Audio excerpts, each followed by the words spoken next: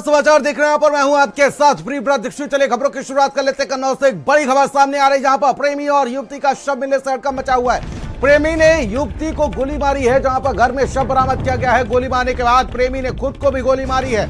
Retired फौजी पिता की बंदूक से गोली मारी गई है। युवती की शादी कहीं और तय जाने से नाराज था प्रेमी। जहां पर आपको बता दें कि पंचायत ने युवती को परेशान न करने के लिए कहा था। मृतक युवक पड़ोस के गांव कुचिला का रहने वाला बताया जा रहा है, जहां पर सौरिक थाना क्षेत्र के सुल्तानपुर गांव का यह पूरा मामला बताया जा रहा है, जहां पर युवती की शादी कहीं और तय होने से नाराज था। ये बड़ी अपडेट, बड़ी जानकारी। पंचायत ने युवती को परेशान न करने की बात कही थी और इस दौरान आपको बता दें कि फिलहाल नाराज था प्रेमी और उसने गोली मारी है और खुद को भी गोली मारकर आत्महत्या कर ली। बड़ी अपडेट, बड़ी जानकारी और इस प्यार का खूनी अंजाम देखने को मिल रहा है, जहां पर प्रेम में नाकाम प्रेमी ने कारनामा किया और प्रेमी ने खुद को भी गोली मारी है, प्रेमिका को भी गोली मारकर मौत के घाट उतारा है। मेरी बेटी कमरे में सो रही थी। लड़का दीपांशु पुत्र महपाल घर में घुसाया, छत फांद के जीने से उतर के अंदर जाके उसने बेटी के गोली मार दी सर में और बाहर भाग गया। मेरी छोटी बेटी ने हमको बताया कि पापा बिटिया का सर फट गया। मैंने देखा जाके तो हम लोग रोने बिलखने लगे। गांव के आम आदमी सब आ गए। उन्होंने घर के दो तरफ गेट हैं, दोनों गेट खोले। गेट खोलने के बाद में कहीं उसकी चप्पल पड़ी मिली, कहीं बंदूक मिली, कहीं उसकी मिट्टी मिली। परिजनों ने हमको बताया कि गोलंडा देखो पड़ा है वहाँ पे। उसके बाद में हम अपना विलाप करने लगे, रोने लगे। मैं कुछ सही नहीं रहा क्या हुआ। देखिए, थाना सौरिक में आज सुबह करीब 3:45 बजे एक सूचना प्राप्त हुई थी कि सुल्तानपुर गांव में एक 21 वर्षीय लड़की की हत्या कर दी गई है, जिसमें थाना सौरिक पुलिस तत्काल मौके पर पहुंची। वहां पता चला कि उस लड़की की हत्या करने के बाद बगल के कुठिला गांव का देवांशु है, जो करीब 24-25 साल का है, उसने पहले लड़की को गोली मारी और इसके बाद स्वयं को गोली मार करके आत्महत्या कर ली है। इस लड़के से उस लड़की से बातचीत होती थी और लड़की की शादी अभी 15 दिन पूर्व ही तय हुई थी और उसमें ये जहाँ पर शादी तय हुई थी वहाँ पर ये उस लड़के को मना कर रहा था। इस संबंध में कल एक पंचायत भी हुई थी, जिसमें उसने माफी मांगी थी और इस बात का आश्वासन दिया था कि वो अब बीच में बाधा नहीं बनेगा और ये लड़की की अपनी शादी करे। और इसी आश्वासन के बाद दोनों में बात खत्म हो गई थी, लेकिन ये रात में अचानक जाकर के घटना को घटित किया है।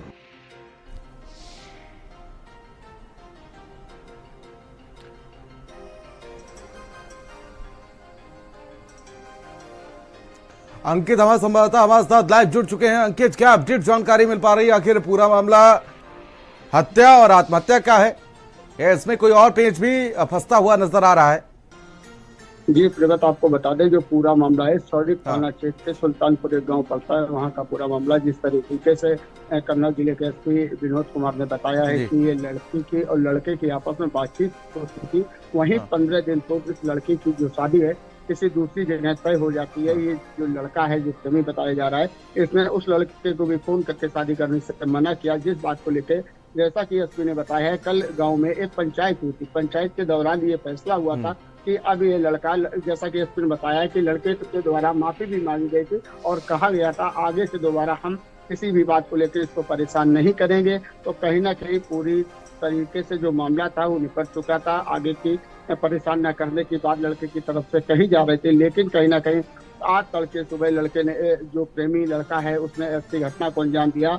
अपने पिता, जो इसके पिता हैं, वो सेना में थे, फौजी, जैसा कि एसपी ने बताया, सेना में थे। उनकी जो बंदूक लेके लड़की के घर पे जाता है, लड़की की गोली मारकर हत्या कर देता है। लड़की की मौत हो जाने के बाद ये जो लड़का है ये खुद को भी गोली मार लेता है और आत्महत्या कर लेता है। कहीं ना कहीं पूरे मामले पे जो कह सकता है कि ये जो लड़की की शादी दूसरी जगह तय होने से ये इसके अंदर कुछ बात रही होगी, जिसके कारण इसने इस हत्या जैसी घटना को अंजाम दिया है।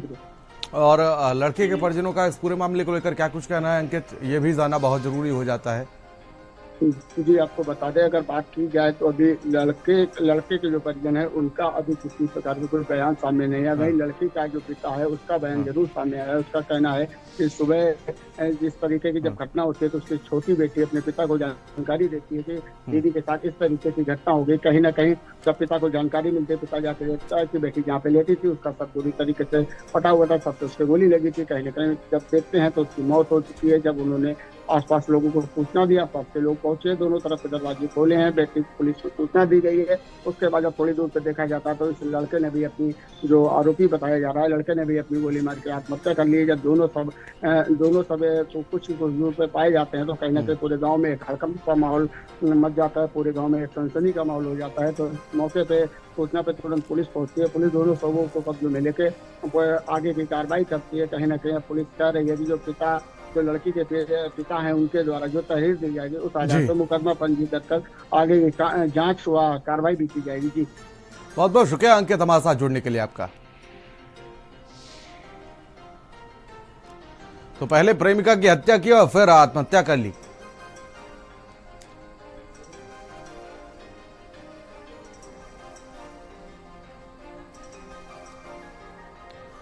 चलिए खबरों में आगे बढ़ेंगे और खबर कासगंज से सामने आ रही है, जहां पर आपको बता दें कि प्रेमी के साथ मिलकर पत्नी ने पति की हत्या कर डाली। 9 बच्चों की मां पति की हत्या कर प्रेमी के साथ फरार बताई जा रही है। जहां पर आपको बता दें कि हत्या कर बच्चों को छोड़कर प्रेमी के साथ गई रीना, जहां पर 3 लड़कियों की शादी हो चुकी है। 6 बच्चों को सड़क पर छोड़ दिया। पति की हत्या कर शव ट्यूबवेल के पास फेंक दिया। जहां पर आपको बता दें कि रीना और उसके प्रेमी हनीफ के खिलाफ केस दर्ज किया गया है। पहले भी 5 बार हनीफ के साथ जा चुकी थी रीना। तो वहीं बरगैन के बल्लोपुर में दिल दहला देने वाली वारदात सामने आई है।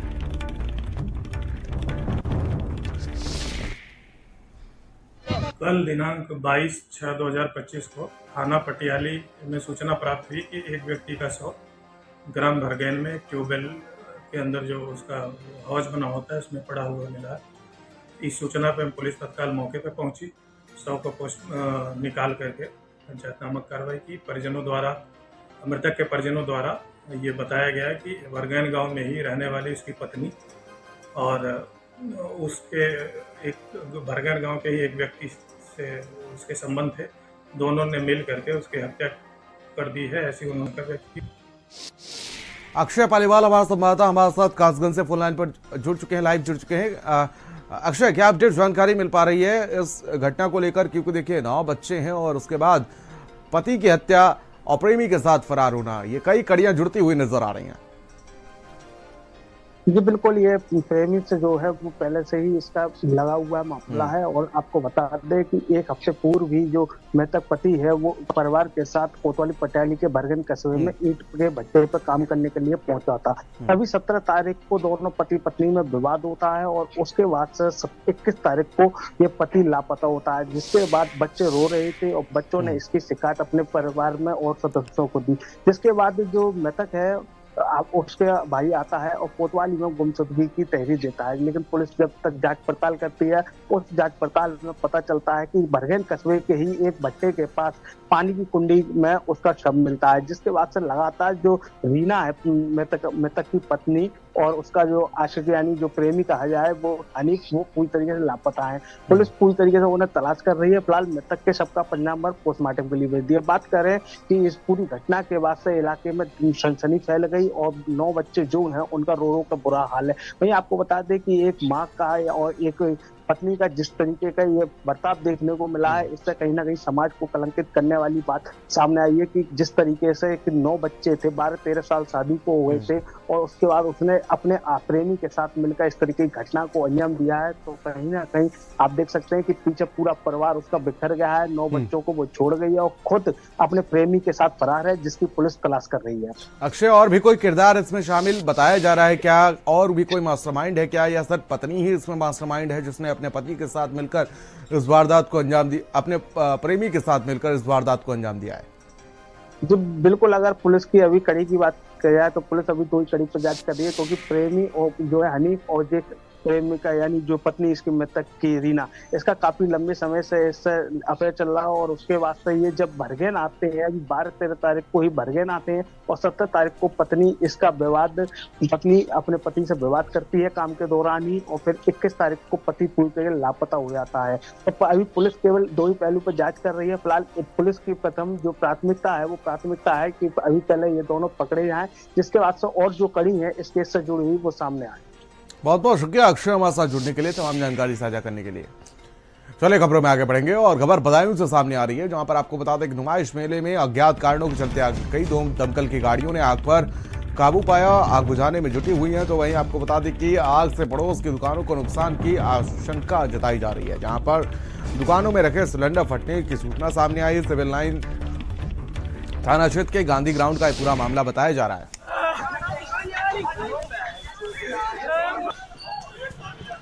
विपिन हमारा संवाददाता हमारे साथ फोन लाइन पर जुड़ चुके हैं। विपिन, क्या अपडेट जानकारी मिल पा रही है? अभी आग की क्या स्थिति बताई जा रही है? आग पर काबू पाया गया है? अभी भी आग वैसे ही जल रही है? गांधी ग्राउंड का मामला है। यहाँ पर जो है नुमाइश का मेला लगा हुआ है, नुमाइश लगी हुई है लगातार। लौटूंगा आपके पास विपिन, लेकिन इसी बीच बता दें कि अज्ञात कारणों के चलते भीषण आग लगी है। आग पर काबू पाने का प्रयास किया जा रहा है। दुकानदारों को भारी नुकसान हुआ है इस आग लगने के चलते। देखिए जरा तस्वीरों में आप देख सकते हैं किस तरीके से नुमाइश मेले में भीषण आग लगी हुई है। पड़ोस की दुकानों में नुकसान का अंदेशा जताया जा रहा है। देखिए जरा तस्वीरों में आप देख सकते हैं कि आखिर किस तरीके से इन दुकानदारों को नुकसान कितना हुआ होगा। 2 दमकल की गाड़ियां आग बुझाने में जुटी हुई हैं। तो अज्ञात कारणों के चलते आग लगी है।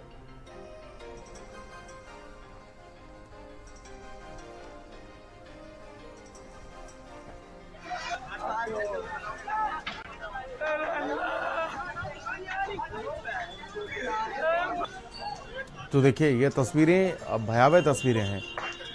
विपिन हमारा संवाददाता हमारे साथ जुड़ चुके हैं एक बार फिर से फोन लाइन पर। विपिन, क्या जानकारी मिल पा रही है? अभी क्या स्थिति बनी हुई है वहां पर आग की? बिल्कुल प्रेरित, मैं आपको बता रहा था कि ये पूरा मामला जो है सदर कोतवाली क्षेत्र के जो गांधी ग्राउंड का मेला है, यहाँ पे जो नुमाइश लगी हुई है उस वहाँ का है। यहाँ पे काफी तादाद में यहाँ पर जो है दुकानें लगी हुई थी, वो जलकर बिल्कुल राख हो गई है। बट इसमें यही पता चला लगभग 8 सिलेंडर थे, वो भी ब्लास्ट हुए हैं। हालांकि कोई जनहानि ऐसी नहीं हुई, कोई बड़ा हादसा हो सकता था, लेकिन समय रहते इस पर आग पर काबू पा लिया गया है। यहाँ पे 2 फायर ब्रिगेड की पहले गाड़ियां भेजी गई थी, लेकिन उसमें जब काबू नहीं पाएगा तो फिर उसका भी उसको बढ़ाया गया, फिर 2 से 3 गाड़ियों में भेजी गई। उसके बाद में इस पर काबू पा लिया गया है। मेला प्रबंधन पर भी सवाल उठते हुए नजर आ रहे हैं कि क्या फायर एनओसी ली गई थी? आग बुझाने के पर्याप्त इंतजाम किए गए थे क्या? देखिए फायर ब्रिगेड को हमेशा इस तरीके के प्रश्न लगते रहे हैं। आपको मैं बता दूं कि फायर ब्रिगेड का इस तरीके का पूरा मामला सामने, क्योंकि लगातार अभी पटाखा की बात की जाए, पटाखा उसमें जो फैक्ट्री थी उसमें आग लगी थी, उसमें विस्फोट हुआ, तो वहां भी कहीं ना कहीं इनकी कमी निकल के आई थी। एक फैक्ट्री में भी पीछे आग लगी थी, उसमें भी इनकी कमी निकल के आई थी। तो कहीं ना कहीं इनकी कमियां सारी चीजें निकल के सामने आती हैं। तो इस पर जांच करने का विषय है, सबसे बड़ी बात ये, और इस पर कार्रवाई करने की बात है। जी आप बने रहिए विपिन हमारे साथ, आगे भी अपडेट्स और जानकारी आपसे लेते रहेंगे। खबरों में आगे बढ़ेंगे और बताएं उससे अगली बड़ी खबर सामने आ रही, जहां पर आपको बता दें कि चाय बनाते समय फटा एलपीजी सिलेंडर, जहां पर सिलेंडर फटने से 2 मंजिला मकान गिर गया, जहां पर घर के सदस्यों ने भागकर अपनी जान बचाई है। बिलसी थाना पुलिस जांच पड़ताल में जुटी हुई है। बिलसी थाना क्षेत्र के बर्मी गांव का पूरा मामला बताया जा रहा है। तो सिलेंडर फटने से 2 मंजिला मकान गिरा है, घर के सदस्यों ने भागकर अपनी जान बचाई है। बड़ी अपडेट, बड़ी जानकारी आप तक पहुंचा दें, जहां पर आपको बता दें कि बिलसी थाना पुलिस जांच पड़ताल में जुटी हुई है। तो बड़ी खबर, बिलसी थाना क्षेत्र के बर्नी गांव का ये पूरा मामला बताया जा रहा है, जहां पर फिलहाल सिलेंडर फटने से बड़ा हादसा हुआ है। बदायूं से बड़ी खबर, चाय बनाते समय एलपीजी सिलेंडर फटा है और इस दौरान हादसा हुआ है, पूरा मकान गिर गया है। विपिन हमारे साथ लगातार बने हुए हमारे संवाददाता बदायूं से। विपिन, क्या अपडेट जानकारी मिल पा रही है हादसे को लेकर? बिल्कुल, मैं आपको बता दूं, ये मामला बिलसी थाना क्षेत्र के बर्नी ढकपुरा गांव का सामने निकल के आया है। यहाँ पर जो है चाय बनाते समय तेज आवाज के साथ एक एलपीजी सिलेंडर था जो रसोई में रखा रहता है, वो फट गया और उसके फटने से 2 मंजिला मकान था वो पूरा धराशायी हो गया, गिर गया। हालांकि समय रहते हुए जो उसके लोग उसमें रह रहे थे, जो उसमें परिजन थे, जो लोग उसमें निवास करते हैं, वो लोग सब निकल के भाग गए। जो धमाका हुआ, लेकिन बड़ी घटना घटित होने से बच गई। हालांकि नुकसान काफी हुआ है, जो तमाम चीजें थी वो बिल्कुल ब्लास्ट हो गई, जल के राख हो गई, और अब पुलिस जोश से जांच में जुटी हुई है। जी बहुत बहुत शुक्रिया विपिन हमारे साथ जुड़ने के लिए, तमाम जानकारी साझा करने के लिए। चलिए खबरों में आगे बढ़ेंगे। ग्रेटर नोएडा से अगली बड़ी खबर सामने आ रही, जहां पर आपको बता दें कि 27वीं मंजिल से गिरकर 2 कारीगरों की मौत की खबर सामने आई। यूपी वीसी ग्लास लगाते हुए आपको बता दें कि समय बड़ा हादसा हो गया, जहां पर सेफ्टी उपकरण न होने से दोनों मजदूर नीचे गिरे हैं। पुलिस ने शवों को पोस्टमार्टम के लिए भेज दिया है। परिजनों ने लापरवाही का आरोप लगाया है। परिजन मुआवजा देने की मांग कर रहे हैं। जहां पर दनकौर स्थित एफ एम्पीरियर होम सोसाइटी की पूरी घटना बताई जा रही है। ये चीजें हैं, बाकी हम भी ऐसा थोड़ी। तो यूपीवीसी ग्लास लगाते समय बड़ा हादसा हुआ है। बड़ी अपडेट, बड़ी जानकारी। 2 मजदूर गिरे हैं। 27वीं मंजिल से नीचे गिरे 2 कारीगर, मौत हुई है। और लखनऊ से अगली बड़ी खबर सामने आ रही, जहां पर आपको बता दें कि ट्रॉमा सेंटर में महिला का चिल्लाते हुए वीडियो वायरल हुआ है। जहां पर केजीएमयू के ट्रॉमा सेंटर का वीडियो वायरल हुआ है। महिला इलाज न मिलने से परेशान नजर आ रही है और उसके बाद इलाज न मिलने से आरोप लगा रही है। तो वहीं तैनात गार्ड पर मारपीट करने का भी आरोप लगाया गया है।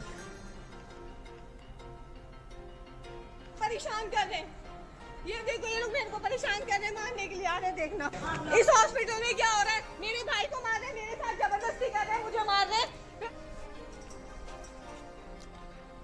चलिए खबरों में आगे बढ़ेंगे। लखनऊ से बड़ी खबर, जहां पर आपको बता दें कि लखनऊ में डॉक्टर श्यामा प्रसाद मुखर्जी की पुण्यतिथि पर कार्यक्रम का आयोजन किया गया। इस दौरान डॉक्टर श्यामा प्रसाद मुखर्जी की प्रतिमा पर सीएम योगी ने माल्यार्पण किया। तो वहीं मौके पर बीजेपी के प्रदेश अध्यक्ष भूपेन्द्र चौधरी, राज्यसभा सांसद दिनेश शर्मा भी मौजूद रहे। आजादी के तत्काल बाद संविधान लागू 1950 में हुआ। 1952 में प्रथम आम चुनाव के बाद देश के संविधान में धारा 370 को डाल करके राष्ट्रीय एकता को चुनौती देने का काम तत्कालीन सरकार ने किया था। राष्ट्रीय एकता और अखंडता को स्वयं सरकार में बैठे हुए लोग ही चुनौती देने लग गए थे। तब एक देश में एक प्रधान, एक विधान और एक निशान का उद्घोष करते हुए डॉक्टर श्यामा प्रसाद मुखर्जी जी ने कश्मीर में प्रवेश किया था। एक भारत का, अखंड भारत का और सुरक्षित भारत का, उसे साकार होने में 65-66 वर्ष लगे। जब प्रधानमंत्री मोदी जी के नेतृत्व में 5 अगस्त 2019 को कश्मीर में धारा 370 समाप्त हुई और आज जम्मू कश्मीर लोकतांत्रिक मूल्यों और आदर्शों के साथ भारत के संविधान की भावनाओं के अनुरूप एक भारत श्रेष्ठ भारत की इन परिकल्पनाओं को साकार कर रहा है।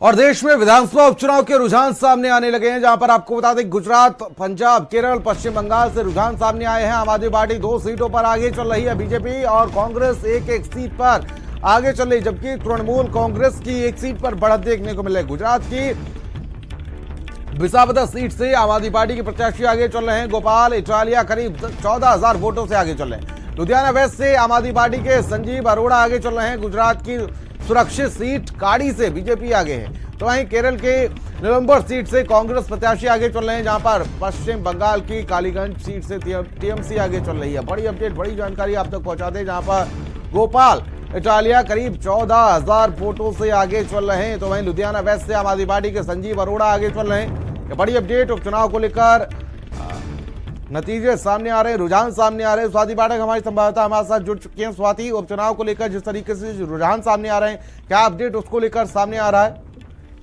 देखिए, कई राज्यों के विधानसभा के उपचुनाव के रुझान लगातार सामने आ रहे हैं, जिसमें अगर हम बात करें तो गुजरात शामिल है, पंजाब, केरल और पश्चिम बंगाल की 5 सीटों पर जो है वो रुझान सामने आ रहे हैं। और आम आदमी पार्टी की बात करें तो 2 सीटों पर इस वक्त आम आदमी पार्टी आगे चल रही है और बीजेपी और कांग्रेस एक सीट पर आगे है, जबकि तृणमूल कांग्रेस की बात करते हैं तो एक सीटों पर बढ़त बनाई हुई है, क्योंकि पश्चिम बंगाल में भी उपचुनाव हुए हैं, उसके भी रुझान सामने आ रहे हैं। गुजरात में आम आदमी पार्टी के लिए अच्छी खबर सामने आ रही है कि आम आदमी पार्टी के जो गोपाल इटालिया हैं करीब 10,000 वोटों से बढ़त लिए हुए आगे दिख रहे इस वक्त। वहीं लुधियाना वेस्ट से बात करें तो आम आदमी पार्टी के संजीव अरोड़ा हैं जो लगातार आगे चल रहे हैं, तो कहीं ना कहीं आम आदमी पार्टी के लिए अच्छी खबर इस वक्त सामने आ रही है गुजरात से भी। और अगर हम बात करें पंजाब से तो वहां से अच्छी खबर लगातार सामने आ रही है। वहीं